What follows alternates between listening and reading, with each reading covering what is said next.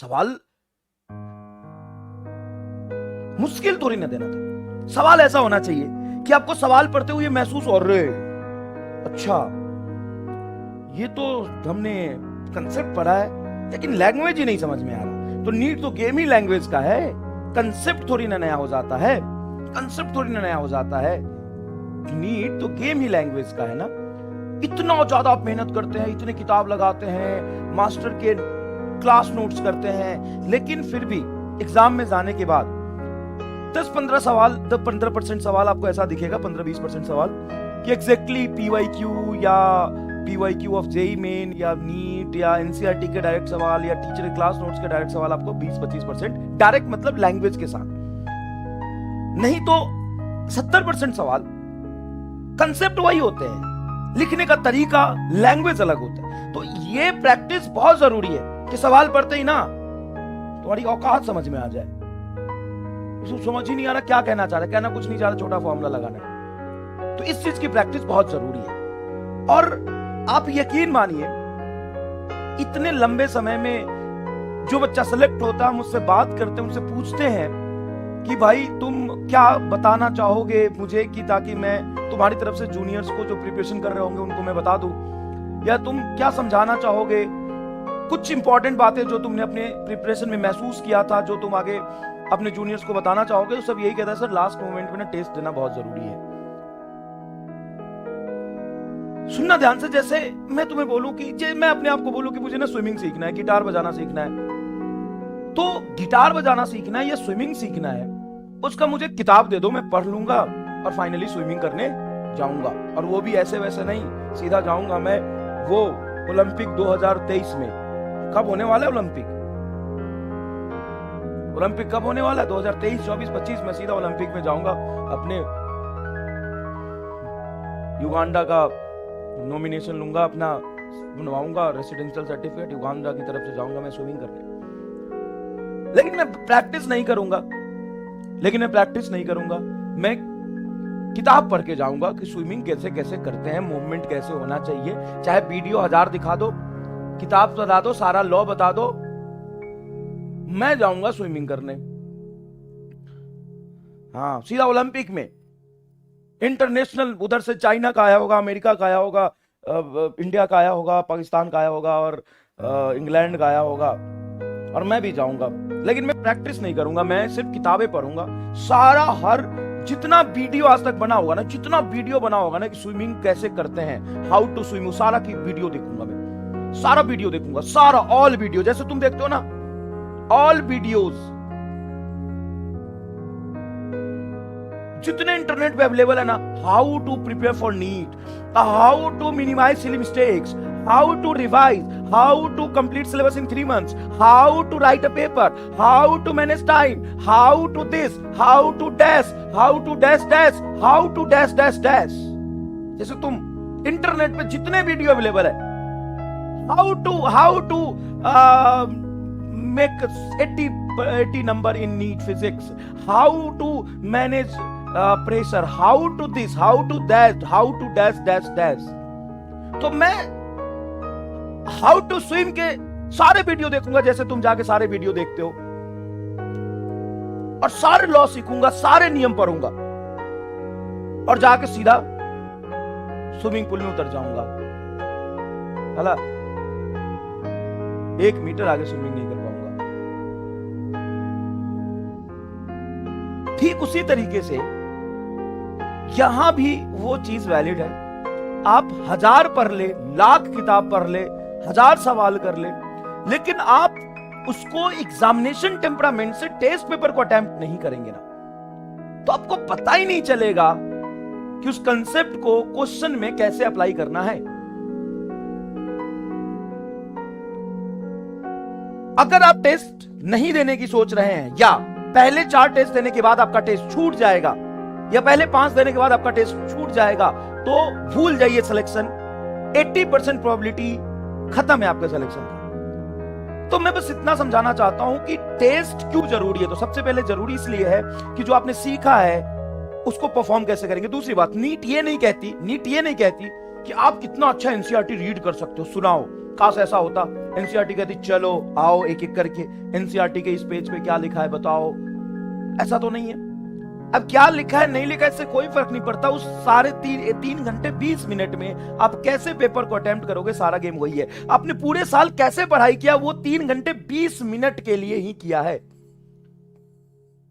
उसमें आपको कैसे खेलना है। और जो भी चीज आप सीखते हो ना, आपको लगता है आपने सीख लिया, लेकिन आपकी असली औकात टेस्ट ही बताएगा। टेस्ट ही बताएगा, असली औकात टेस्ट ही बताएगा। आप कहां गलती कर सकते हो टेस्ट ही बताएगा। तो अपनी असली औकात को पता करने के लिए टेस्ट देना बहुत जरूरी है। दूसरी बात, एक सबसे ज्यादा इंपॉर्टेंट बात मैं जो सबसे कहना चाहूंगा, जो 90% बच्चा गलती करता है इस चीज में, बेटा पहला टेस्ट दोगे, हो सकता है तुम्हारे नंबर बहुत अच्छे हैं, तुमने बहुत अच्छी प्रिपरेशन की होगी, हो सकता है तुम्हारे नंबर बहुत खराब है, बहुत खराब है। तो सर फिर बहुत खराब आएंगे तो हम आगे टेस्ट देने की हिम्मत तो नहीं होगी मेरे में। अब सुनो, थोड़ा सा जो तुम्हें कोई नहीं बताएगा वो मैं समझाने की कोशिश कर रहा हूं। टेस्ट का मतलब ये नहीं है कि तुम्हारा फाइनल पेपर है, और टेस्ट को इस तरीके से मत दो कि ये में जो होगा ना वही सब कुछ है मेरा। टेस्ट को एक लर्निंग एटीट्यूड से भी दो, एक सीखने के टेम्परामेंट से भी दो। नहीं, तुम्हें जो आता है वो 100% परफॉर्म करना है, लेकिन अगर कोई सवाल तुमसे नहीं हुआ, गलत हो गया ना, तो उसे डीमोटिवेट नहीं होना है। वो सवाल अगर फाइनल एग्जाम में आ जाता और तुमसे नहीं होता तो तुम गए, हाँ तो अच्छा हुआ ना कि अभी आ गया। तो अगर तुम सवाल नहीं कर पाते तो डीमोटिवेट होने की जरूरत नहीं है। मान लो फिजिक्स में या किसी भी सब्जेक्ट की हम बात करें, अगर तुम 45 सवाल या 50 सवाल जो भी होंगे उसमें तुम 10 गलत करके आते हो, 10 क्वेश्चन तुमने रॉन्ग कर दिया, 5 क्वेश्चन तुमने छोड़ दिए। अब तुम इस बात का दुख मत मनाओ, क्योंकि यह बहुत ज्यादा जरूरी है कि तुम डीमोटिवेट ना हो, तुम अपने अंदर लर्निंग एटीट्यूड रखो। लर्निंग एटीट्यूड का मतलब यह होता है कि एक्चुअल में हम जो पेपर आपको दे रहे हैं वो सिर्फ इसलिए नहीं दे रहे हैं कि आप सारे सवाल सॉल्व कर लीजिए, हम इसलिए भी दे रहे हैं कि आप कुछ गलती करें, कुछ सवाल छोड़े, और फिर हम उसका वीडियो सॉल्यूशन दे जहां से आप सीखे।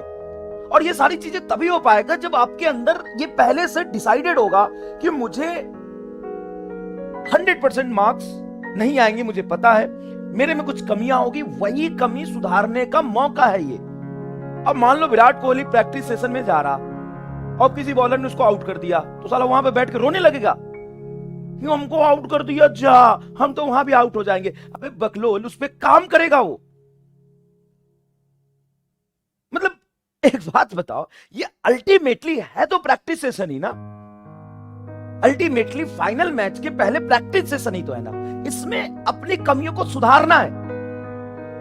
एक बहुत ही मतलब इगोलेस, एकदम डाउन टू अर्थ सब्जेक्ट के लिए, सीखने के लिए एकदम हाथे खोल के खड़े रहो, एकदम आराम से, कोई बात नहीं, कोई दिक्कत नहीं, कंप्लीट आइसोलेट हो जाओ और ज्यादा किसी से अपने नंबर डिस्कस मत करो।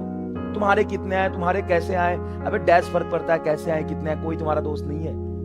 इलेक्शन नहीं होगा तो कोई साथ देने नहीं आएगा। कुछ सीखने की बात है तो किसी से भी पूछ लो कि ये कैसे हुआ, कोई कंसेप्ट में डाउट है कोई बता सकता है, उससे पूछ लो एकदम ईगोलेस होके। और सीखने के लिए दिमाग खोल के रखो। मेरी बात ध्यान से समझो बेटा, ये तुम्हें डिमोटिवेशन हो सकता है, हो सकता नहीं होगा।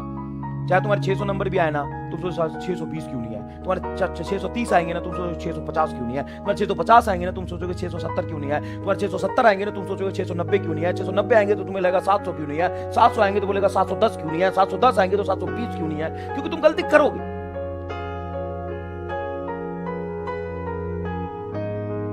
तुम गलती करोगे, और जब तुम गलती करोगे ना तो दो ही ऑप्शन बचता है। तुम यार हद करते हो, मतलब मेरे सामने आया ना जूता निकाल के मारूंगा, रोने लग जाते हो, लेट जाते हो एकदम, ऐसा लगता है कि यही तुम्हारा फाइनल सिलेक्शन है। ये जो पीडब्ल्यू में 10 टेस्ट होंगे ना, उसी का एवरेज निकाल के सीधा हम नीट वाले को फॉरवर्ड करने वाले एनटीए को। अब बात हो गई है कि इसमें जो 10 टेस्ट में जो एवरेज आएगा ना, इसी से सिलेक्शन होगा। अबे गलती से सिलेक्शन नहीं हुआ, सुन, और टेस्ट हम इसलिए बना रहे हैं कि तू गलती करेगा तू गलती, और ऐसा सवाल देंगे जो तेरे से नहीं होगा,